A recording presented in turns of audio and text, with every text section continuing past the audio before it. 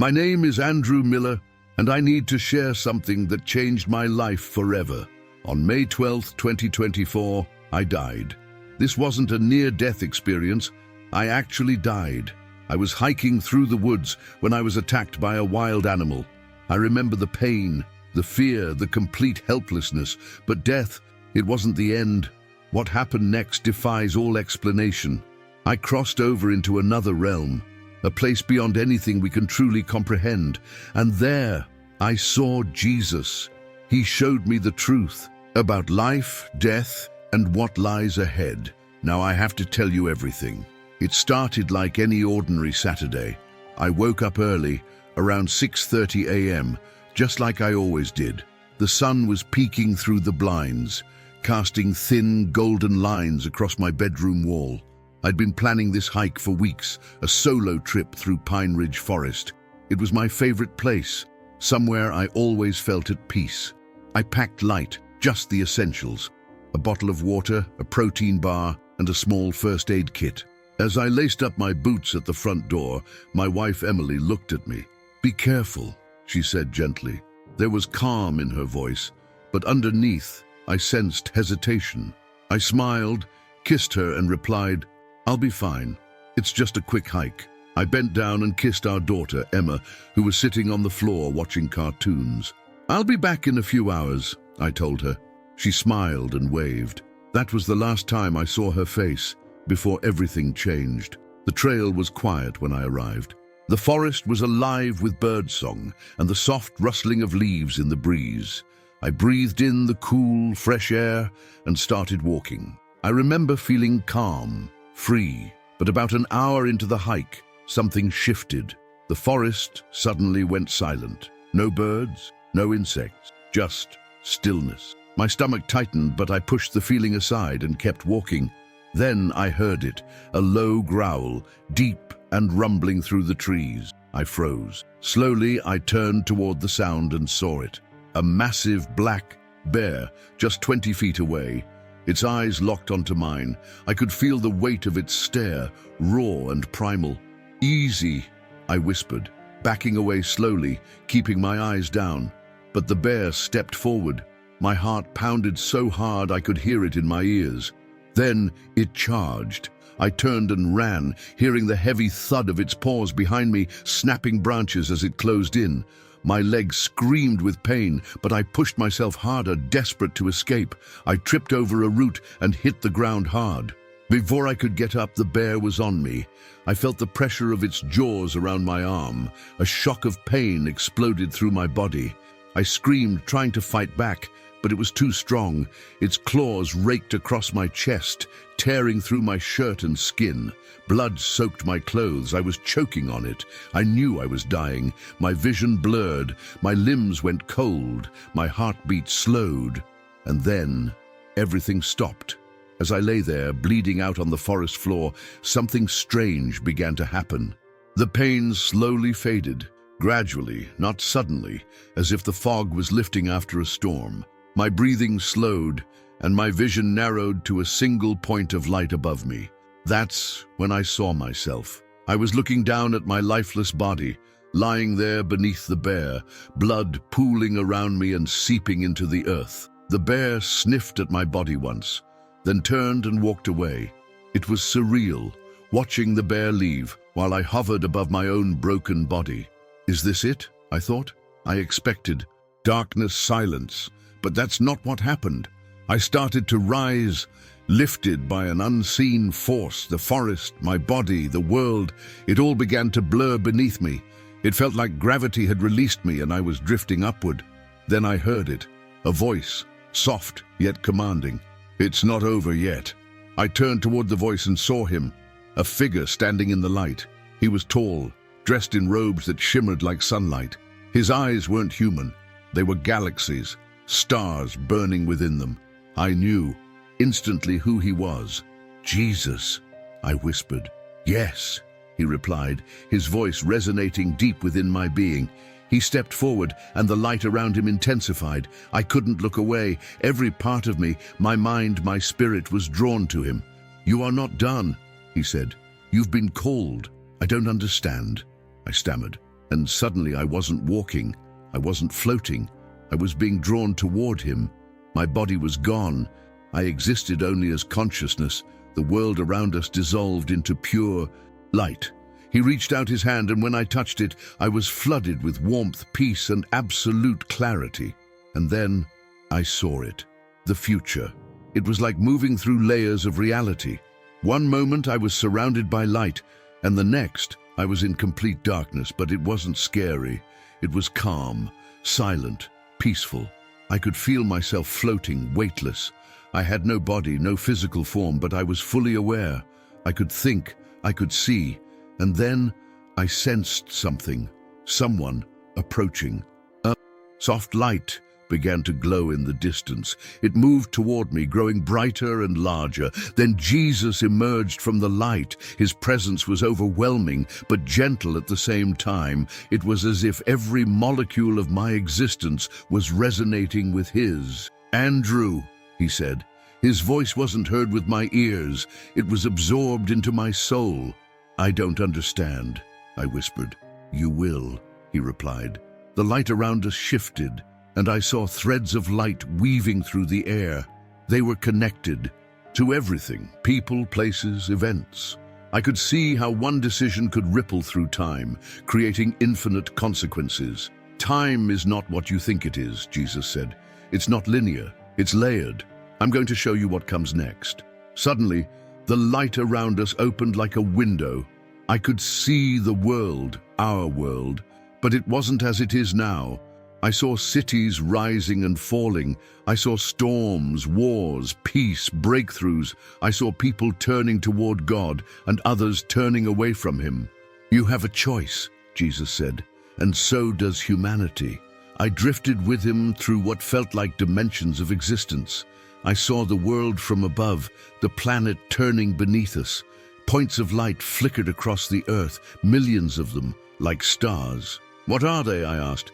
"Prayers," Jesus replied. Then I saw darkness spreading from certain places on earth, like a disease. It swallowed the light wherever it touched. I could feel the weight of it, the emptiness it left behind. "This is what happens when faith dies," Jesus said, "when people turn away from truth." I asked if it could be stopped. "Yes," he replied, "but only if people choose to turn back." I saw the future. 9 years into it, the world was on the edge of something massive. Nations were rising and falling. People were searching for answers. Technology was advancing at an impossible pace, but darkness was growing too. "Faith will either rise or it will collapse," Jesus said. I felt a pull, as though I was being drawn back. "You need to tell them," he said. "The future is still being written." And then I fell. When Jesus took my hand, everything shifted. The space around us bent and stretched, forming a massive panoramic window. What I saw next defied all understanding. I was no longer standing in the void.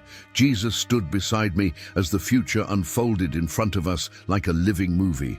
But it was more than just a visual experience. I could feel it. I could hear the voices of millions of people. I could sense the energy of their thoughts and emotions. "You're going to see the truth," Jesus said. "Not just about the future, but about why it happens." The first thing I saw was the earth itself, turning slowly beneath me. Massive swirls of clouds and shifting oceans, but something was wrong. Dark patches spread across the continents, like shadows creeping over the planet's surface. "These are the consequences of mankind's choices," Jesus said. Then I saw people, ordinary people, walking through cities. Some were carrying devices I'd never seen before. Technology was more advanced, more integrated into daily life, but there was an emptiness behind their eyes. They were connected to machines, but disconnected from each other. I saw politicians on massive screens, their words stirring anger and division. Countries were turning on each other. Civil unrest was growing. The tension in the air was palpable. Fear, resentment, confusion. It was as if humanity had lost its center, its foundation. "Technology will advance rapidly in the coming years," Jesus said, "but it will not bring peace. Mankind will search for answers in the wrong places, forgetting the true source of wisdom. Then I saw something darker, hidden beneath the surface of society. A growing influence, something sinister. It moved like smoke, slipping between governments, corporations, and even churches. I felt a chill as I realized what it was. Deception, Jesus said. A new form of control will rise, masked as progress, and many will follow it willingly. I saw governments increasing surveillance, cameras, AI monitoring, facial recognition. Everything was connected, but behind it all, there was something spiritual, something dark. The enemy will rise through control, Jesus said. Fear will become a weapon. Suddenly, the vision shifted. I saw countries rising and falling. Wars erupted across continents. Some conflicts started over political differences, others over resources. But beneath it all, there was something deeper, something spiritual. I saw a massive conflict in the Middle East. Nations gathered armies, tensions escalated quickly, and a single act of aggression sparked a chain reaction. Explosions rocked major cities, civilians ran through the streets, leaders scrambled to respond. Then the vision zoomed in. I saw the faces of ordinary people caught in the chaos, mothers shielding their children, soldiers looking into the eyes of their enemies with tears in their eyes. Fear and hopelessness clung to them. There will be wars, Jesus said, his voice heavy with sorrow, and many will suffer. I saw leaders in massive conference halls trying to find solutions, but no one was listening. Accusations flew, alliances broke apart. Then I saw America. Protests filled the streets, crowds chanted, carrying signs. Political division was worse than I'd ever seen. Violent clashes erupted between groups, and the media fueled the fire, turning every disagreement into hatred. Division will weaken nations, Jesus said, and the enemy will take advantage of that weakness. Then the earth itself began to shake. Earthquakes rippled through major cities. Massive storms tore through coastlines. Wildfires consumed entire forests. Floods destroyed towns. The earth is groaning, Jesus said. Creation reflects the state of human hearts. I saw desperate people searching for answers, but they were looking in all the wrong places. Politicians, celebrities, New Age spiritual leaders, none of them pointed toward God. The truth will be hidden, Jesus said, but not lost. The vision shifted again. I saw cities rising, towering futuristic structures of glass and steel. Drones filled the skies, and AI controlled the flow of traffic. Humans were merging with machines, microchips implanted beneath the skin, allowing people to connect to networks without devices. I saw people communicating telepathically, information flowing directly into their minds. Some appeared calm and controlled, but others looked hollow. Technology will evolve beyond imagination, Jesus said, but the cost will be great. I saw a young man standing in a dark room, staring at a holographic screen projected from his hand. He was alone, completely cut off from reality. His thoughts were being monitored in real time, targeted by ads and messages based on his emotions. This is the cost of convenience, Jesus said. Freedom will be traded for comfort. I saw scientists creating synthetic organisms, combining DNA from different species to create new life forms. Human cloning was being explored in secret. The boundary between human and machine was fading. I saw military forces using this technology, soldiers enhanced with cybernetic implants, their strength and reflexes superhuman, but their humanity was fading. There will be breakthroughs, Jesus said, but at the cost of the soul. Then I saw a massive screen displaying the face of a man. He spoke calmly, his words carefully, chosen and calculated. People were mesmerized, following him without question. This will be the rise of false leadership, Jesus said. Many will see him as a savior, but he will not lead them to truth. The vision shifted once more. I saw oceans swelling, storms darkening the skies, massive hurricanes slammed into coastal cities, tsunamis wiped out entire islands. The Earth's temperature was rising rapidly. I saw wildfires consuming parts of California and Australia. Entire forests turned to ash. Icebergs collapsed into the sea. Floods swallowed major cities. There will be signs in the heavens, Jesus said. The earth is shifting. I saw cracks opening up in the ground, sinkholes swallowing entire towns. Volcanoes erupted, and the core of the earth seemed to be heating up. Creation is responding to the state of human souls, Jesus said. But this is not the end.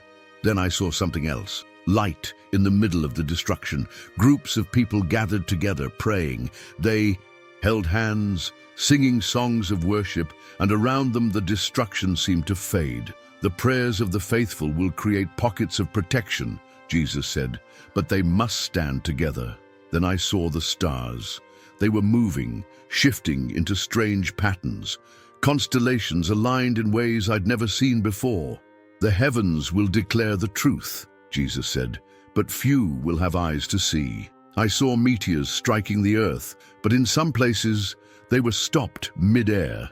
Bright beams of light appeared, shielding cities from destruction. God's hand will still be at work, Jesus said, even when the darkness comes.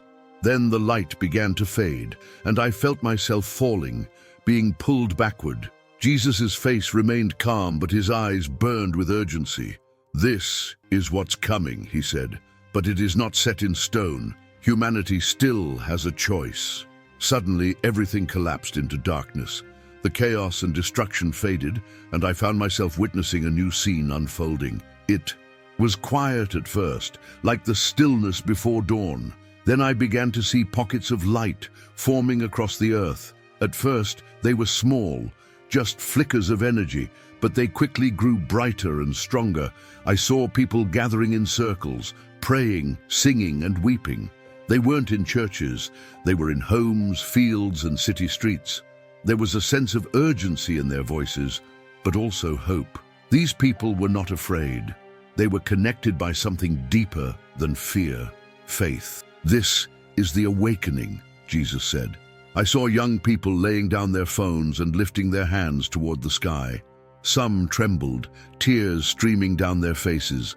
Others spoke in languages I didn't understand, tongues of fire, just like in the book of Acts. Then I saw miracles. Real miracles. A blind man touched his eyes and they opened. A woman in a wheelchair stood up and walked. Tumors dissolved in real time beneath people's hands. Paralyzed limbs straightened. Deaf ears opened. The Spirit will be poured out, Jesus said, but only for those whose hearts are prepared. I saw people who had spent years lost in darkness, addicts, criminals, even former atheists, suddenly falling to their knees. I saw hardened faces softening as the presence of God filled the atmosphere. People cried out, repenting not because they feared punishment, but because they had encountered pure love. This is the great awakening, Jesus said. It has been prophesied, and now it will come to pass. But then I noticed something strange. As the light grew stronger, the darkness grew more aggressive. I saw dark figures, shadows, creeping toward these circles of light. They twisted and writhed, whispering lies into the ears of those praying. Some stood firm, but others began to waver, stepping away from the circle, consumed by doubt and confusion. Not all will withstand it, Jesus said. Some will turn back when the pressure increases.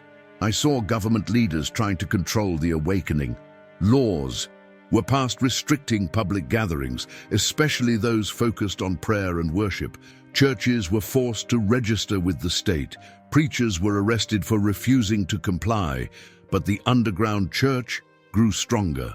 In the darkest hour, Jesus said, my people will shine brightest. I saw families torn apart, some embracing the awakening, others rejecting it. Friendships dissolved, cities became battlegrounds, not of flesh and blood, but of spirit and truth. The battle will not be fought with weapons, Jesus said. It will be fought with faith. Then the light dimmed, and I saw the darkness thick and heavy. It spread across entire continents like smoke, rolling over the land. I could feel it, cold and suffocating. I saw governments crumbling, leaders resigning or disappearing overnight. Economies collapsed, banks closed. Inflation rose beyond control. People stood in line for food, their eyes hollow with despair. In the chaos, a figure emerged. He wasn't imposing or aggressive. In fact, he seemed calm, almost reassuring. He stood on a massive stage, addressing the world through holographic screens. His face was flawless, too perfect. His voice was smooth and comforting. "This is the one they will follow," Jesus said. I saw nations submitting to him without question. He promised peace, security, and order. He offered solutions to the economic collapse, proposing a global digital currency. And the people accepted it. They will trust him because they are desperate. I saw people lining up to receive an implant beneath their skin, a small device that would allow them to buy and sell without physical money. At first it seemed harmless, but then I saw how it controlled them, their thoughts, their decisions, their faith. They will give up their freedom for security, Jesus said. Then I saw the persecution begin. Those who refused the implant were cut off from society. Their bank accounts were frozen. They were denied access to hospitals, schools, everything. Friends turned on them. Even family members betrayed them. The enemy will use fear to divide, Jesus said. I saw churches raided by armed soldiers. Bibles were burned in the streets. Pastors were dragged from their pulpits in handcuffs. The message was clear: submit or suffer. But some stood firm. I saw underground churches forming, people gathering in basements, candlelit rooms and forests. Their worship was raw, desperate, but powerful. The presence of God filled those secret places. This is the separation, Jesus said. The wheat and the tares, the faithful will remain, but many will fall away. I saw deception spreading through the church itself. Some leaders aligned with the new system, preaching unity and peace under the new leader. Others resisted and were silenced. This is the false prophet, Jesus said. Then I saw the sky darken. Strange lights appeared in the atmosphere, crafts, metallic and enormous. Governments called them visitors, claiming they had come to help humanity. But I knew it was a lie. This is the final deception, Jesus said. The world will believe what it sees, but not what is true. Then I saw what was happening beneath the surface of reality. Jesus showed me the spiritual realm, the hidden layer of existence that influences everything we see and experience. I saw angelic forces gathering, massive beings of light armed with swords of pure fire. Their wings stretched across entire continents. They had been waiting for this hour. Then I saw the darkness. Massive demonic figures rose from beneath the earth, cloaked in shadow. Their forms twisted unnaturally, moving like smoke, infecting the atmosphere with darkness. This is the war beyond human sight, Jesus said. I saw angels and demons colliding in midair, swords clashing, bursts of light and dark energy exploding through the sky. The sound was deafening, a deep, vibrating hum that resonated through the very fabric of existence. I saw humanity's role in this battle. Each time someone prayed in faith, a beam of light shot into the sky. Angels were strengthened by these prayers, and darkness was pushed back. But each time someone gave in to fear, doubt, or hatred, a crack opened in the spiritual realm. Demons used these cracks to slip through. Human choices fuel this war, Jesus said. Prayer is not just communication, it is power. I saw people falling to their knees in prayer. I saw chains breaking. I saw demons screaming as they were pushed back by waves of divine light. But I also saw others abandoning prayer, falling into despair. Their light dimmed. The darkness took advantage, growing stronger, moving closer. The faithful will hold the line, Jesus said, but the battle will be fierce. Amidst the darkness, I saw sudden bursts of light. Cities were surrounded by supernatural shields, transparent domes of energy. These are the prayers of the righteous, Jesus said. I saw angels standing at the borders of these cities, swords drawn. Demonic forces tried to pass through, but the light held them back. There will be divine protection, Jesus said, but only where faith remains strong. I saw healings taking place, mass healings. Blind eyes opened, cripples walked. Cancer disappeared overnight. People who had been lost to addiction were suddenly freed with no explanation. Miracles will increase, Jesus said, but only where faith allows it. Then I saw a man standing before a massive crowd. He raised his hand, and the people fell silent. He spoke of love, peace, and unity. His words were soft, but behind his eyes I saw darkness. "This is the false Savior," Jesus said. "He will promise salvation, but it will cost them their souls." I saw massive storms forming across the planet. Earthquakes and volcanic eruptions shook the ground, but in the middle of the chaos, I saw light. Groups of believers stood together in prayer, and I saw the storms stop mid-air. The prayers of the faithful held back the storms, just as Jesus had promised. "The prayers of the faithful will hold back the storm," Jesus said. Then he turned toward me. His face was calm, but his eyes burned with urgency. "What happens next," he said, "depends on the choices they make." And then the vision shifted once again. The chaos and darkness seemed to pull back, as if something larger and more powerful had entered the scene. I saw shafts of pure golden light cutting through the storm clouds and the smoke-filled skies. These beams of light descended from the heavens, striking the earth with a force that rippled through entire continents. "This is divine intervention," Jesus replied. "When darkness rises, heaven responds." I saw cities on the verge of collapse, fires burning, buildings crumbling under the weight of destruction. But then I saw angels descending from the light. They were enormous, some taller than skyscrapers, clothed in brilliant armor that shimmered like liquid gold. They carried swords made of light, and their wings pulsed with energy. I saw an angel land in the middle of a war-torn city. His sword struck the ground, and a shockwave of white light exploded outward, instantly extinguishing the fires and scattering the enemy forces. Where there had been rubble, buildings began to reform. People emerged from the debris, blinking in disbelief. Their wounds were healed, their broken limbs were whole. "There will be times," Jesus said, "when God's hand will intervene directly." I saw floods threatening to consume entire coastlines. Massive walls of water rose hundreds of feet into the sky, but before they could strike, beams of light shot down from the heavens. The water froze in midair and then slowly lowered itself back into the sea. "Natural disasters will come," Jesus said, "but not all will be allowed to complete their destruction." I saw political leaders standing before large crowds, delivering carefully calculated speeches. Their words were laced with deception, stirring confusion and anger among the people. But then I saw certain leaders begin to glow with a faint light. Angels stood behind them, their hands resting on their shoulders. These leaders spoke differently. Truth cut through the deception, bringing peace and understanding. "God will raise up leaders," Jesus said, "who speak truth in the face of lies." I saw miracles spreading across the earth. A young girl in Africa stood before a crowd of starving people. She lifted her hands, and suddenly food appeared. Before them, fresh fruit, bread, clean water. An entire village was saved from starvation because of one act of faith. I saw a man in a hospital bed, surrounded by machines keeping him alive. His family stood beside him, weeping. Then a beam of light descended from the ceiling, touching his chest.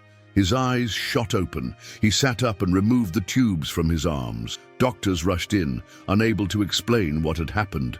"Miracles will increase," Jesus said, "but only for those with faith to receive them." Then I saw angels gathering in the skies above major cities. They were holding long trumpets of gold. Jesus turned to me and said, "They are preparing for what?" "For the final movement," he replied. "The time is coming when heaven's power will manifest fully on earth." Suddenly, the vision narrowed. It was no longer global. I was seeing my own life. I saw my house, my wife, and my daughter. I saw Emily standing in the kitchen, tears streaming down her face as she held my picture. Emma sat on the floor beside her, clutching one of my old shirts. "They think you're gone," Jesus said. A sharp pain filled my chest. "I don't want them to suffer," I whispered. "They won't," Jesus replied. "But your return will not be easy." I saw my funeral. Hundreds of people gathered. Some were crying, others sat quietly, lost in thought. My wife stood at the front, holding Emma's hand. A pastor spoke about my life, how I had been a good man, a good father. But there was a heaviness in the room, an unspoken question. Why would God allow this to happen? You are being sent back, Jesus said. I saw myself waking up in a hospital bed. Emily was at my side, gripping my hand. The doctors were amazed, unable to explain how I had survived. But I knew what had happened. You will carry this message to the world, Jesus said, but many will doubt you. I saw friends turning away from me, people from my church telling me I was imagining things, some accusing me of making it up for attention. Others called my faith dangerous. Faith, Jesus said, is not easy. I saw Emma, now older, around 9 or 10 years old. She stood before a small group of children holding a Bible. She was teaching them about God, faith, and prayer.